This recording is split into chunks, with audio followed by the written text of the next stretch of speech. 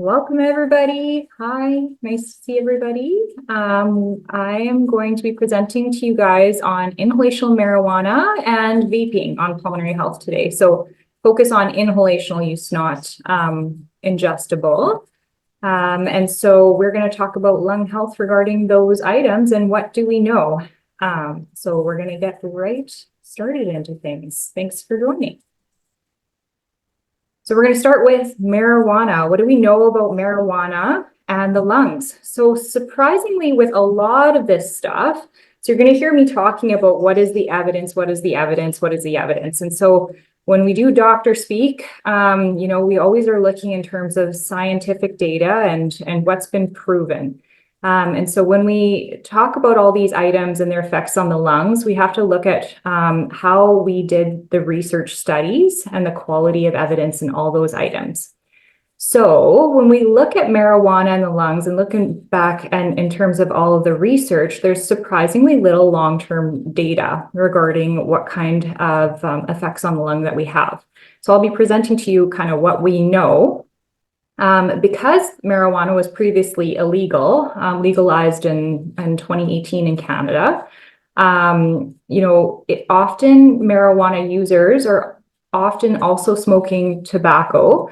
So that kind of muddies the water in terms of how we study things, because always when we're doing a research study, we want things to be clean and clear cut, and that obviously isn't. Often it's muddied by recall bias, meaning that we rely on individuals in the research studies to recall how much they had smoked, etc. And it's very difficult to quantify. So how do we quantify marijuana inhalation? So compared to cigarettes, so when a physician or a researcher is trying to quantify how many cigarettes an individual has smoked, we always quantify things in pack years. So that would be a pack a day for X number of years. So when I say 20 pack year history, that means someone has smoked a pack of cigarettes a day for 20 years. But for marijuana, they've tried to quantify it as a joint year. So one joint of marijuana per day for a year. But there's multiple different modes of inhalational marijuana use. So there's joints, there's bongs, there's all sorts of stuff. And so it's a little bit difficult for us to study it the same way that we would, say, tobacco cigarettes. So when we look at cannabis prevalence in the United States, it's the second most commonly smoked substance after tobacco. After initial decline in marijuana use from 1990 to 2005 amongst adults, there was an increase markedly over the following 10 years. And this surge was noted to be mostly in individuals between the ages of 40 and 59. But by the year 2014 to 2015, approximately 12.9% of all adults reported using marijuana within the last year, with daily or near daily use being approximately 7.6%. So there's a large portion of the American population at least smoking marijuana. And legalization for medicinal use was in approximately 29 states and recreational use in 17. So let's look at some Canadian data. So in 2022, we had 39.5% of Canadians aged 15 and older having ever reported smoking cannabis. So 40%, a lot of individuals had tried it at least. In terms of the last 30 days, 10% had reported smoking cannabis, with the highest prevalence between the ages of 20 to 24. So you'll see that in the tobacco, alcohol, and drug survey from students.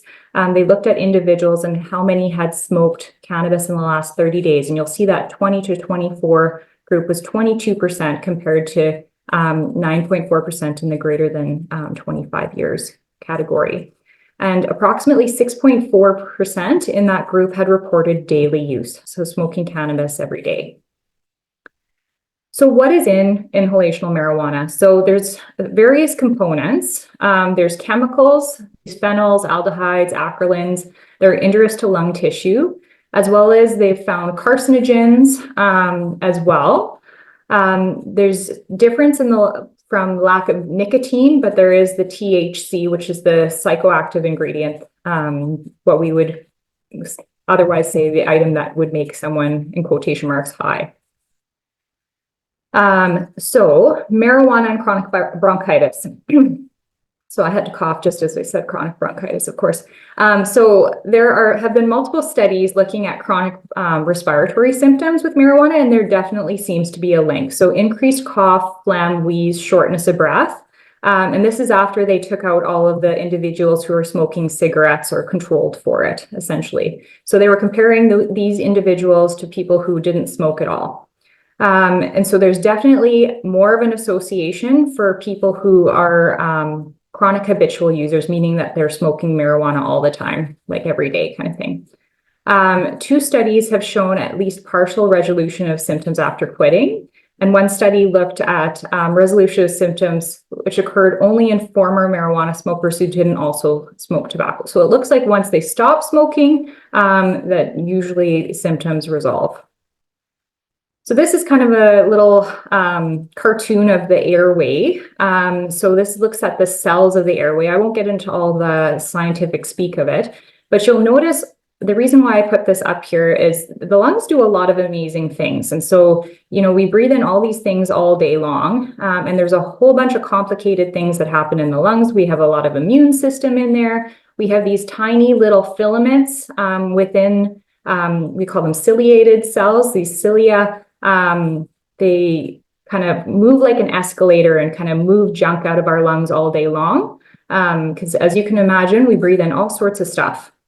And so those nice little filaments are important in bringing things out. So the reason why I posted that photo is because if you look at the image of a non-smoker, this is again an airway, or the cells on an airway. In photo A, there's these nice little filamentous cells, and you'll notice on the image in someone who has marijuana smoking that those filamentous cells kind of get blunted, and there's kind of thickening of cells in different items.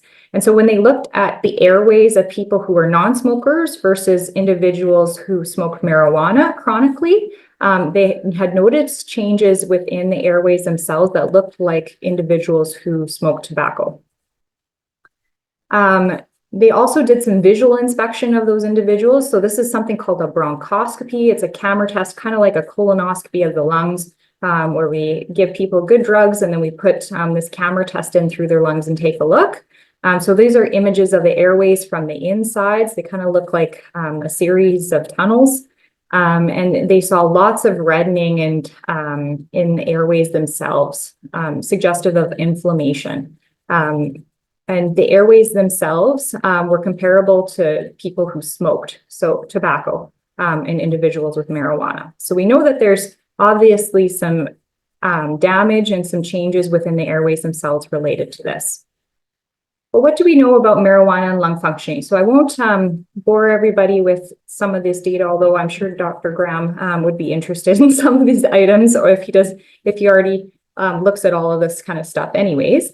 But marijuana did not seem to cause a decline in FEV1. So FEV1 is the number that we look at for individuals with obstructive airways disease. So things like COPD or asthma or whatnot. So it's how much someone can forcefully blow out in a second.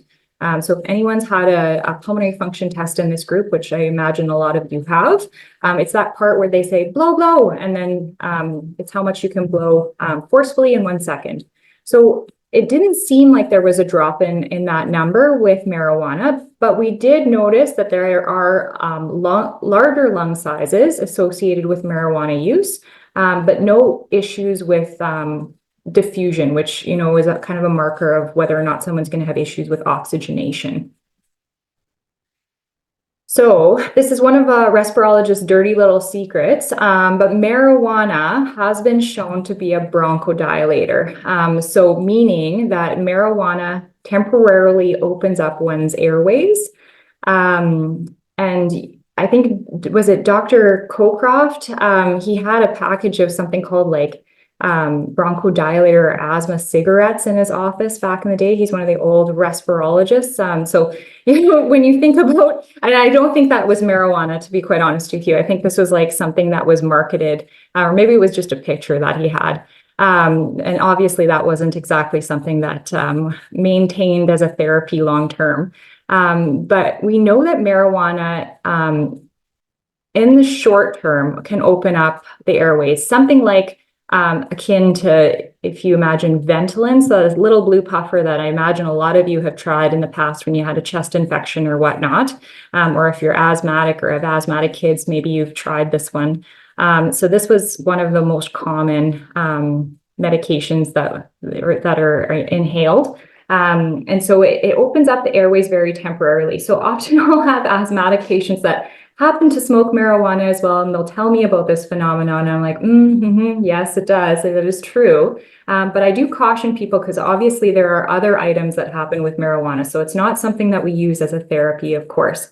So they found that short-term marijuana inhalation caused bronchodilation by about 150 mils. So when we look at marijuana and COPD, often people ask me, well, does marijuana cause COPD? And so they haven't really been able to tease this out in the literature because often in the studies that have shown there's an effect on marijuana causing COPD, they did not control for tobacco smoking. And we know that tobacco and cigarette smoking is one of the leading causes of COPD, right? So smoking only marijuana, when they tried to just rule out the tobacco stuff, has not been shown with an increased risk of emphysema or COPD. So we have not proven that link. But again, and so this is just kind of similar stuff.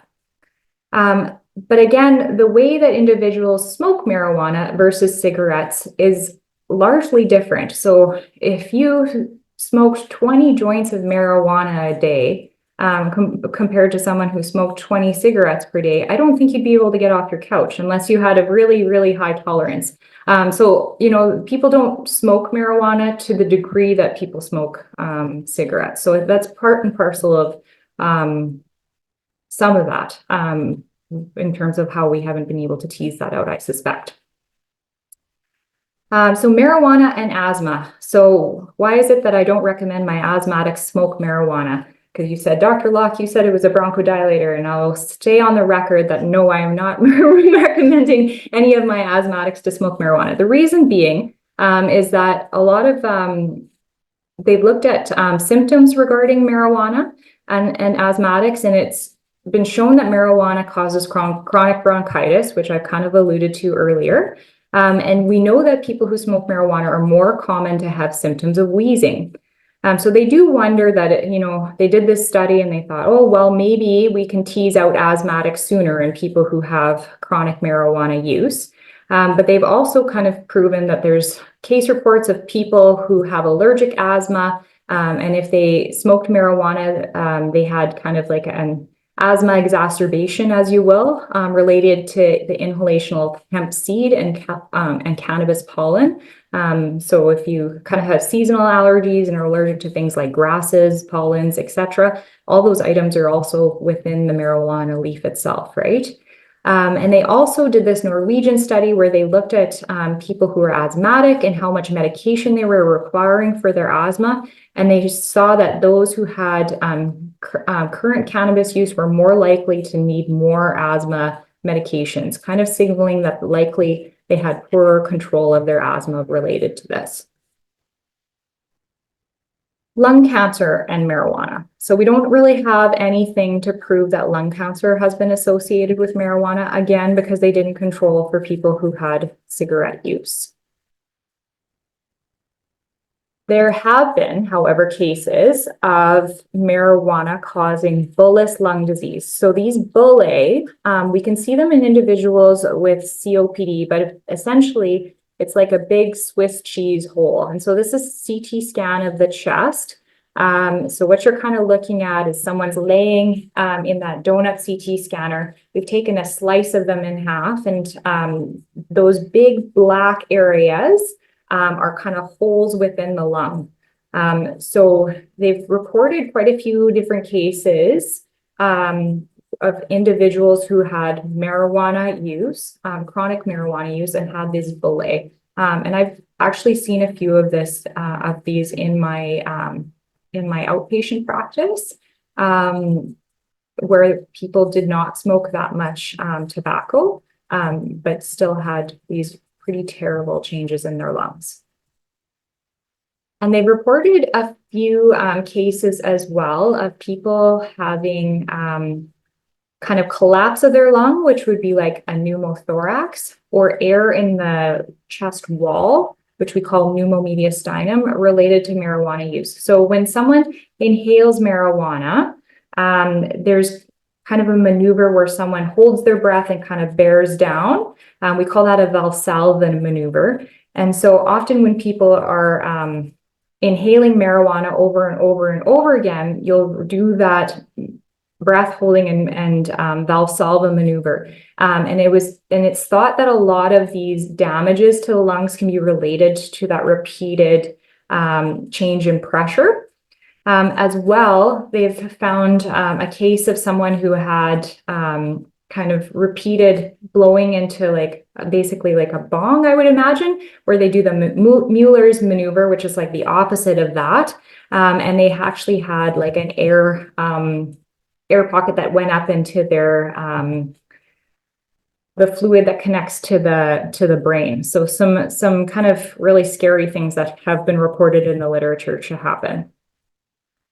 They have teased out as well that there may be a link between marijuana and increased risk of infections. So they've looked at things like white blood cell counts in the lungs. So macrophages, which is a type of white blood cell that kind of clears out things and infections in the lungs.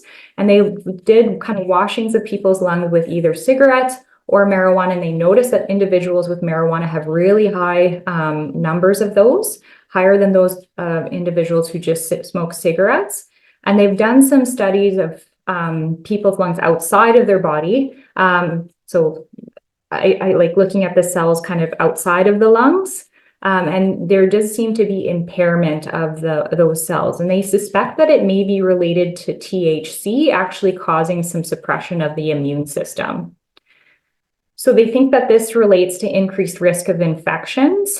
They think that THC might cause the white blood cells not to be able to kill bacteria and fungus the same way that normally a healthy lung would.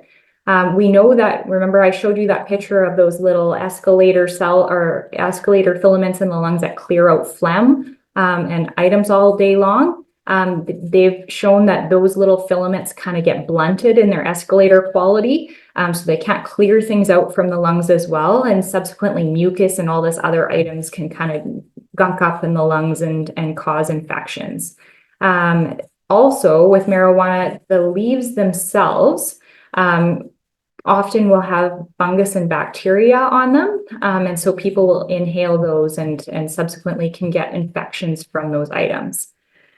So which leads us to an ILD, because this is the pulmonary fibrosis support group. This leads us to the ILD connection. So marijuana, often in the habitat that it's grown, will often have fungus on the leaves.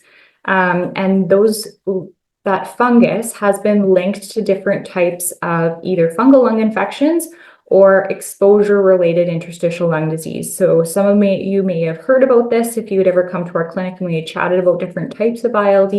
But if you ever had a full ILD consult, you had been chatted about all these exposures where I ask you crazy things like, have you ever played a wind instrument, or tell me about your pet bird? And so this would be kind of one of them. And so we have noted cases of that where the fungus on the leaf, someone has inhaled that over time and has created an inappropriate immune response in the lungs related to it. So summary of what we know. So obviously, our studies on marijuana in the lungs is less robust than what we know about cigarettes. But from the literature, what we have seen, marijuana does cause chronic bronchitis with symptoms of wheezing, chest tightness, shortness of breath, cough. It has been proven to be a short-acting bronchodilator, meaning that it opens up the airways very short term. But don't go doing marijuana, and don't say that I told that. I told you that dirty little secret. Because there's obviously other harms related to marijuana in the lungs. It does not cause COPD or decline in lung function that we have yet to have proven. That doesn't mean that it isn't something that could be unearthed later. Has been linked to larger lung size and bullous lung disease. So remember those Swiss cheese holes that I had shown you on those pictures. They have inconclusive data on lung cancer because a lot of those individuals also were smoking conventional cigarettes. So we haven't proven that yet. But again, it may be just that we don't have the data to prove it. Doesn't necessarily mean that it's not true. And we also have increased risk of infections and pneumonias that we've seen quite a few studies convincing of that evidence, as well as there's been reported items like error in the chest wall, this pneumomediastinum, as well as other things like interstitial lung disease. So in summary, when individuals come into my clinic and they ask me about marijuana in the lungs, I always tell them not to. We always talk about getting rid of marijuana and trying to not smoke it. And if someone is using marijuana, I usually opt for a harm reduction strategy, which means if you can switch to ingestion rather than inhaled for lung safety alone, I would prefer that. So that's kind of my stance on that. Yeah, so before we switch gears, are there any questions on marijuana in the chat? No. I don't see anything in the chat. And just for my curiosity, with regards to the HP link with the fungus growth, you know how there's like malt worker's lung and bird fancier's lung? Is there a connection? Is there a name specific to that? Oh, I don't know if they found a nice little cutesy little name for that.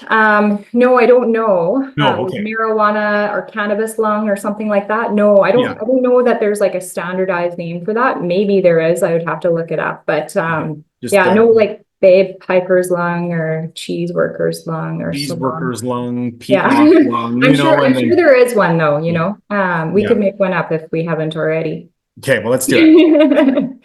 Something catchy. Yeah. Yeah. So yeah, that was all I had. Anybody else before we move on to the next section? Nothing. I'm seeing nothing. Okay. Okay, we're going to talk about vaping.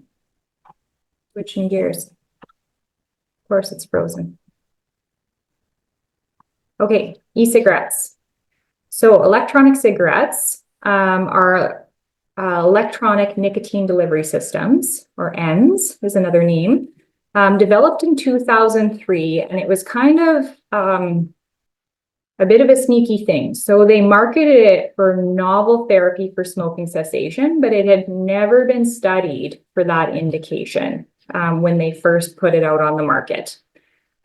So these e-cigarettes were comprised of a cartridge, a heating element that goes up to 500 degrees Fahrenheit, as well as a battery, which is usually a lithium-ion battery.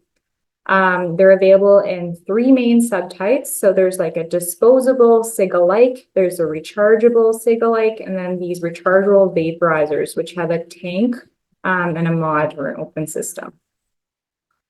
So how do we measure vaping quantity? Again, so we don't have the ability to quantify it just like we do cigarettes. So there's no standardized pack year history. So when we're studying these things, it's very difficult to say, oh, this is the quantity. Vaping solution changes as time goes on. So there's different types of vaping solution. A lot of the vape shops will mix their own flavorings. So there's all sorts of stuff within a vape. And it's very difficult for us to study vapes because they're all very, very different. So there's lack of research on long-term data regarding vaping because we haven't had it for as long as we have had cigarettes, for example. So we don't have, we only have, say, less than 20 years of data regarding vaping versus, and I would say arguably even less than that, versus, many, many years, decades of smoking literature. There has been absence of regulation on vaping. And so it's kind of a hodgepodge because people are putting all sorts of stuff in there. And then there's lack of research regarding potential harms. So the reason that people use e-cigarettes, I'll say majority of individuals in my clinic are using it for smoking cessation and to reduce stress and, finding it as a coping mechanism for things like anxiety, etc. A lot of people are using it to evade smoke-free policies, although I will say recently I was on an airplane flight and I was stuck on the tarmac because someone decided to vape in the bathroom. And vaping in the bathroom of a airplane is actually a federal offense because it can cause fires and all sorts of other things, as you can imagine. And so they had to get the police. It was like a whole thing. Anyways, so obviously there's some smoke-free policies within aircrafts, but in other areas, people are using vapes where they couldn't necessarily smoke a cigarette. Perceived as less harmful. I think there's a lot of thought around, well, it's better than if smoking a cigarette, although we haven't really proven that. And it's perceived to be less toxic than cigarettes and in the minds of a lot of individuals. Also, other reasons for using them, some people are just curious. There's social reasons. Some people like the taste of it. They often come in things like fruity flavors, so they find that that's less of a turnoff in terms of the smell of cigarettes, both for themselves or perhaps their partners, etc. So when we look at demographics, the highest percentage of e-smokers are observed in young adults, which is a huge problem. So ages 15 to 24 years of age. So although these things had been, in quotation marks, marketed as smoking cessation aids, we noticed that obviously not a lot of 15-year-olds are using them to quit smoking. The intended population is not actually, really the people who are using them. In a study with 44,000 students in the past 30 days, use of e-cigarettes at baseline was associated with initiating smoking a whole cigarette. So we know that vaping in our youth is causing people to become curious, and then subsequently they end up smoking cigarettes in general, which is a huge problem because obviously we've been really trying hard to get our cigarette smoking in our youth down. And obviously vaping has kind of turned everything on its head. So the dominant group of e-cigarette users are dual users, meaning they smoke both cigarettes and vaping. And so, often people will start vaping and then either start smoking cigarettes as a result, or individuals who are already smoking cigarettes start vaping as a way to quit smoking and then subsequently end up doing both, which is, from a health perspective, the best of both worlds. And I say that sarcastically because, obviously you get both of the side effects. So 25% of high school students or seniors in the United States were found to have vaped regularly. And we know that nicotine has negative impacts on cognitive function and developing brains. So we know in terms of things like impulsivity and all these other items, these things have been looked at and regarding cravings and all these items.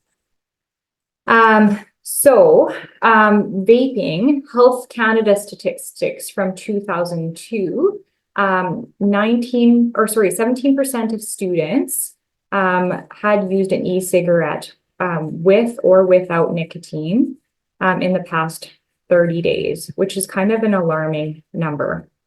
29% of individuals from grades 7 to 12 had ever tried an e-cigarette. The reasons why they were using it was reported to be reducing stress as the main reason between individuals from the age of 15 to 19, as well approximately 31%, and as well as 33% within individuals 20 to 24. So when we look at positive coping mechanisms in terms of mental health and other items, vaping has become kind of a crutch in terms of, using some of those things for our youth to kind of manage some of those stress. And teenage years are very stressful. And so this is kind of invaded some of our youth as a result of that. So 44% of individuals aged 25 and older who reported using vaping or to reduce, they reported using vaping to reduce, quit, or avoid returning to smoking. So obviously our youth are using that, we have that data differently than individuals who are older. But we know that vaping is most common in individuals who are younger, so our younger Canadians. So looking at that again, that 20 to 24 years of age population, 47% had reported ever vaping. That's like half of the population of our 20 to 24-year-olds, with 20% saying that they had vaped within the last 30 days. So these are pretty alarming numbers, and these are from the Canadian Student Tobacco, Alcohol and Drug Survey from Health Canada. So it's definitely a huge problem. When we look at our Saskatchewan data, so this is from 2021 to 2022, looking at how we compare to the other provinces. So we're at 23.7%. So we're kind of one of the higher provinces, only being beat by Newfoundland. So not something that we should be proud of anyways. So Health Canada has kind of published a lot of these posters and other items. I hope that they're going to be hung around schools. I have no idea, but they have all of these posters regarding information, and they're available on Health Canada's website about tips of how to talk to teenagers about vaping. When we look at the advertisement regarding vaping, you know, for something that was originally marketed in quotation marks for smoking cessation aids, it's very interesting that a lot of the marketing and advertisement targets younger individuals and youth, especially with things like, you know, sweet flavorings of bubblegum, cherry, all these items. You can kind of see who their targeted market is. And these vaping companies are also owned by Big Tobacco. And we know that individuals who start vaping are more likely to try cigarettes. And so it all is just kind of one part and parcel. So looking at e-cigarette dependency, majority of dual users, meaning people who smoke both e-cigarettes as well as cigarettes, did not intend to quit either. And yeah, that's concerning. In a pilot study, they looked at that people vaping nicotine, and it did not reduce their cravings for smoking, which was concerning. And they also reported that their dependency to e-cigarettes was strong, if not stronger. So the temperature that the e-cigarette heats up to at 500 degrees Fahrenheit is a lot higher than the temperature in which a cigarette burns. And so they've done studies looking at that hit of nicotine, and the amount of nicotine that they can put in a vape can often be higher as well, because they can actually increase the dosing, the milligrams per mils or whatnot. And so they can put higher quantities of nicotine that hit harder and faster. And so it can be an extremely addicting thing. So when they looked at individuals who smoked e-cigarettes versus users who smoked cigarettes, conventional cigarettes, people who used both cigarettes and e-cigarettes were more likely to have a cigarette less than 30 minutes from waking up in the morning. So when we look at dependency and addiction in cigarette smoking, the time from which someone opens their eyes in the morning to the time that they have a cigarette in their mouth has been linked to how addicted they are to that cigarette. And we know that people who do both tended to have a quicker time. So when I ask patients about this in clinic, I'll say, like, what time, you know, from the time that you wake up in the morning, and I have a lot of patients say, like, literally, the moment I roll out of bed and my feet touch the side of the bed, I have a cigarette in my hand and I'm out to make coffee. And that, to me, when I hear that, is very concerning regarding addiction. So there have been some negative studies for e-cigarettes and smoking cessation, and there have been some positive studies for e-cigarettes and smoking cessation. So I'm going to try and present as much of the data here to kind of give a well-rounded discussion. So I'll start with the negative and we'll go to the positive. So negative meaning that e-cigarettes didn't show benefits for smoking cessation, and positive meaning that there were benefits for quitting smoking. So there has been some trials looking at e-cigarettes with and without nicotine and versus nicotine patches, and they found no difference between quit rates at 6 months. They found that 85% of smokers who used e-cigarettes reported them to quit smoking, but then they didn't quit more frequently. And they also have studies that have not shown the association between e-cigarettes and quitting. Okay, so there has been multiple studies to show that it's not helpful. But there have been studies to show that it is helpful. So there has been this study in 2019. This was in the New England Journal. This was kind of one of the major trials at the time looking at e-cigarettes for quitting smoking. So how they did the trial and how we look at how trials are done is always very important in terms of trying to decide whether or not this would apply to our patient population. So they looked at individuals who had nicotine replacement, so things like nicotine patches, gum, inhalers, etc., versus e-cigarettes. And so they took 886 participants. They had 2 groups of people, and they looked at them for 3 months. And both of those groups got professional counseling and support for quitting smoking for about 4 weeks duration, which one of the criticisms of this trial was, how often do we give individuals who are trying to quit smoking 4 weeks of dedicated behavioral counseling? I would say in my practice, never. I don't have that access to that kind of things. We have the quit line, but they're not to the degree of what this was being offered within the trial. They looked at how many people had quit at 1 year, and they measured that through blood tests. So it wasn't just like, oh, Dr. Locke, I haven't smoked a cigarette, I promise. They looked at nicotine rates within people's blood and whatnot. So they did find that 18% quit smoking in the e-cigarette group, and 9.9 quit smoking in the nicotine group. But when they looked at e-cigarette users, they were more likely to be using vapes at 1 year, and 80% of individuals were. So the concern regarding this trial was, okay, so they've quit smoking cigarettes, but now they're just vaping. And so that was the huge concern.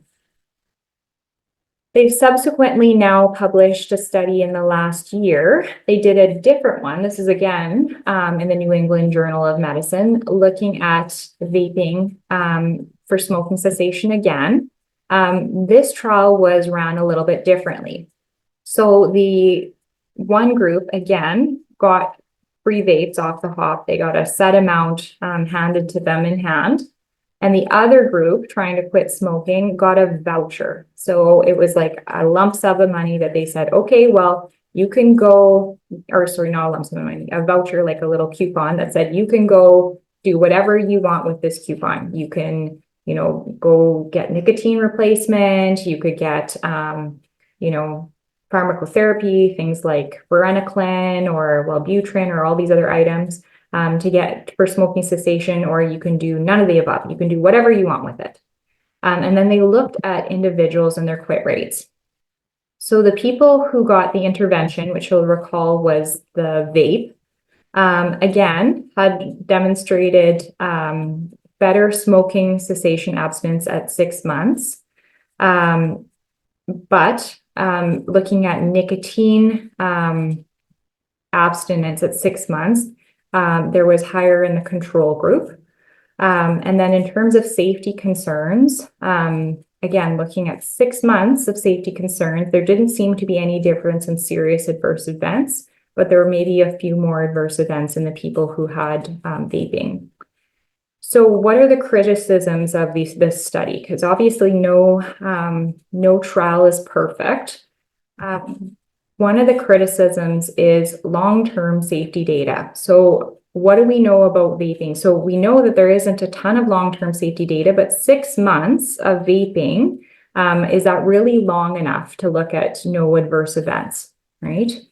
Only 20% of the participants in the intervention group abstained from nicotine, compared to 33% in the control group. So more people were nicotine-free, kind of at the end of 6 months, which kind of tells you that, a lot of people who have that e-cigarette dependency might just end up smoking e-cigarettes thereafter. And, when we look at e-cigarettes, there are obviously some concerns regarding health, safety, and data. And so we're going to kind of talk about some of those items in the next few slides. There's also concerns regarding relapse. So if you are still addicted to nicotine and you're just using it in a different format, who's to say that you won't end up going back to smoking conventional cigarettes? So they also did this Cochrane review looking at approximately 47 trials. And again, perhaps e-cigarettes with nicotine increase quit rates versus just nicotine replacement. But again, there was concerns around safety markers and adverse events. And the longest follow-ups that they've ever done in these trials is 2 years. And we just don't know enough about long-term safety data regarding vaping to say that that's okay.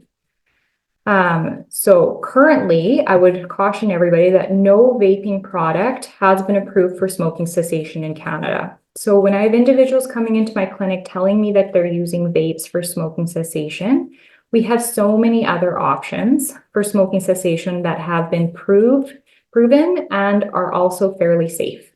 So when they look at quit rates with e-cigarettes with nicotine, they found it was around 8%, e-cigarettes without nicotine was 7%, nicotine replacement, so that would be something like a patch or gum or whatnot, was 6%, and then behavioral support only is just like counseling, was 4%. Now, I will say, though, there's other items. So we know that nicotine replacement is not the most effective in terms of our smoking cessation pharmacotherapies. We know that varenicline is. So if someone was approaching me and saying, well, I'm going to use e-cigarettes with nicotine because, I want to use evidence, if we're saying evidence-based, and in the Cochrane review, they said it was better than using nicotine replacement, I would say, okay, but what about varenicline or all these other pharmacotherapies that don't have all the long-term safety concerns that e-cigarettes do?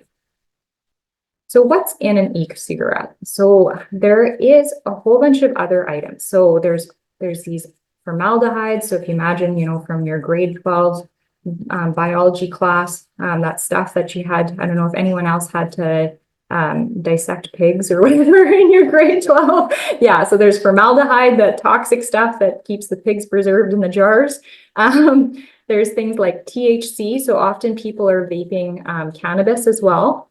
Flavorants, which we'll talk about all the concerns regarding those. So all the different types of flavorings have different types of chemicals. This vitamin E acetate we'll talk about, but that one has been concerning in terms of things that they've found in vapes, as well as heavy metals. And they looked at all the different things that it can do. So it can cause deposits in the lungs. It can impair that next escalator we talked about, the mucociliary clearance. And it can cause all this stress in the lungs, on the lung tissue, and in the airways themselves. So when we look at vapor analysis, we talked about how nicotine, you can put any concentration of nicotine in there. And often the concentrations of nicotine are very high, and they approach those of cigarettes, if not higher than what you find in cigarettes. The way that people vape as well, so we talked about with cannabis, people usually, don't smoke 20 joints a day. Vaping is different in the fact that, when you burn a cigarette ends at some point. With vaping, the liquid in that vape can keep going for a long time. So often the times that people are vaping is like a continuum, which is concerning because in terms of quantity, right? The liquid itself, so it usually contains some sort of propellant, so either a propylene glycol or a vegetable glycerin, which is like an oil. And if you can imagine, inhaling oil is not exactly great for your lungs, and we'll talk about what can happen with that. We talked about all these chemicals that are in there and these heavy metals. And we've identified that there's at least 20 known carcinogens that they've identified within the vape liquid. So liquid flavoring, this is an old study, but in 2014, there was over 7,000 unique flavors. I imagine there's a umpteen number more than that now, because it's been, a good decade since then. They found that cinnamon flavor was found to be the most toxic, and sweet flavorings were found to have more harmful chemicals in them as well, and have been associated with something called popcorn lung, which we'll talk about. So when people talk about the flavorings in vape, I tell them, if you're going to do it, try and avoid the sweet flavorings as a harm reduction thing, because we know that those ones tend to be more toxic. And we had talked about how in cellular studies, they looked at anti-inflammatory things, and there's definitely stress that's placed on the cells in the lungs, and they've been proven that there's some cell death and other items associated with these liquid flavorings. So popcorn lung. So some of you may have heard of this, some may have not, but popcorn lung has been associated with vaping. So popcorn lung has been reported in the literature before vaping. So where did that lung term come from? So it was first documented in people who worked in popcorn factories. So if you imagine popping popcorn in the microwave, which all of us, I'm sure, love, I do, and that smell, that fake butter smell when you open up the bag of popcorn. So that's actually a chemical that they add to it, and it's called diacetyl. And that diacetyl has been found in food flavorings as well as vape products. And so they first studied this popcorn lung literally in popcorn factory workers. All these popcorn factory worker individuals got sick. And then they found out afterwards that it was from this flavoring, this diacetyl. So bronchiolitis obliterans, I'll just kind of summarize it in layman's terms, but basically you get these narrowing of your tiny airways. And it's irreversible. Like, we don't have any great medications to fix it. And essentially the small airways just start collapsing. And it's really awful. So vaping can do that. Specifically, the more sweet flavorings have been associated with it. Then in 2019, there was this terrible outbreak of vaping related associated lung injuries. So they found over 2,000, almost 3,000 cases in the States with 68 deaths, all related to vaping. So I have a few individuals in my practice with this concern, this EVALI. And so they found people ended up in the hospital after vaping, and they had what looked like kind of like a pneumonia on their CT scan, but it was all related to vaping essentially. So to kind of diagnose it, they had to rule out other things. So obviously, they had to rule out infections and all these other items. The clinical symptoms of this are related to cough, shortness of breath, fevers, night sweats, weight loss, and chills. So as you can imagine, it's not specific findings. It could be found with other things like lung cancers or pneumonias or other items. So they had to obviously do a full workup to rule out other causes. But they did find that 95% of these individuals required hospitalization. So they were sick. About a third of these individuals ended up requiring ICU, or a quarter, I should say, hooked up to a ventilator, and some required full heart and lung support. So that's called ECMO, where people end up on basically, they bypass the lungs and they kind of oxygenate the blood through like a machine. So like really, really sick individuals. They tried to give steroids to a lot of these people to see if they would help their lungs. In a lot of cases, it was unclear on whether or not it helped at all. Thankfully, majority of these individuals survived, but obviously pretty scary stuff. So when they looked at all these individuals, they found that about half of these individuals were smoking THC containing products, so marijuana. So they kind of wondered whether or not it was, if this phenomenon is linked to THC. But when they did lung washings, of all these individuals, 94% of them found this vitamin E acetate. And so they thought that perhaps this vitamin E acetate was the causative agent.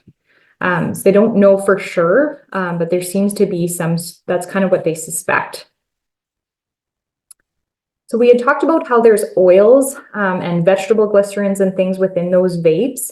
There's this thing called lipoid pneumonia, which we've known about for years, but basically like oil deposits in the lungs. So it's the reason why I tell people not to put Vaseline in their nose.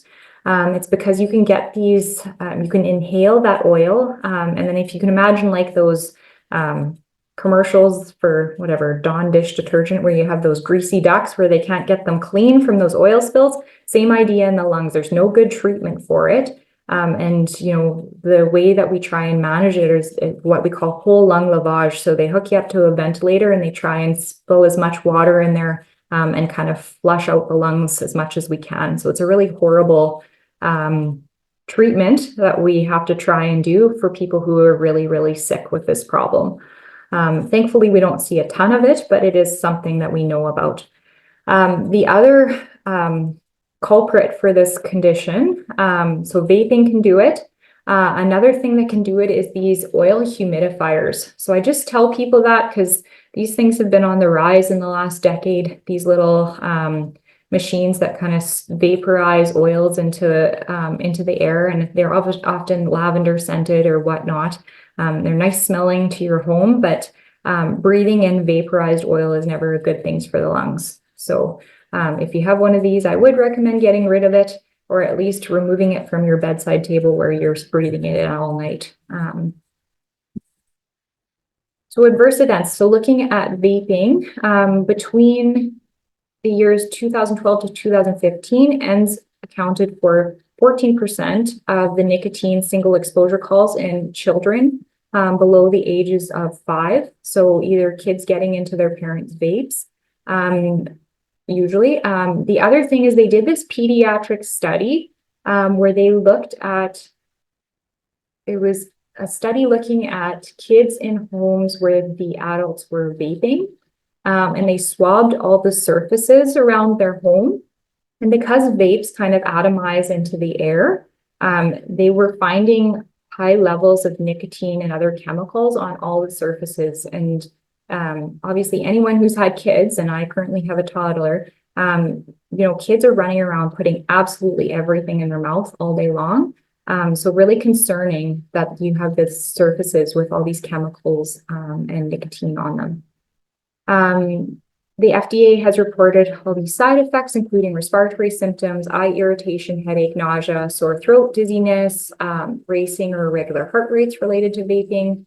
These lithium-ion batteries can explode and into people's pockets or while they're in people's mouths, and especially when they're next to metals, like things like coins in the pockets, they can overheat. So lots of reporting of overheating and fire explosions and injuries related to that.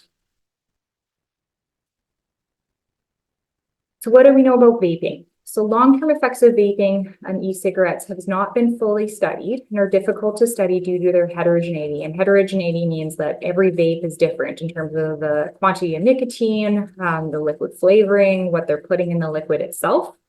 What we know is there's high rates in our adolescents and our youth, and Saskatchewan's no different. E-cigarette usage is associated with increased risk of trying cigarettes, which is highly concerning for our youth population. There's carcinogens and toxins found in e-cigarettes that have been associated with inflammation. We haven't yet proven the link between cancer because, we don't have the amount of data that we do for years and years and years on these vapes like we do cigarettes, but I think it's coming. It's associated with harmful illnesses such as popcorn lung or bronchiolitis obliterans, that EVALI, that vaping related lung injuries, and then lipoid pneumonia, which is that oil deposits in the lungs, and then explosions. And data for quitting smoking, there is potentially more data these days, but I would take that with a grain of salt because we don't know regarding the safety of e-cigarettes. And majority of e-cigarette users who try and quit smoking conventional cigarettes end up smoking both, which is concerning. And currently, no vaping product has been approved for smoking cessation in Canada. So I will reiterate that. So I will take any questions.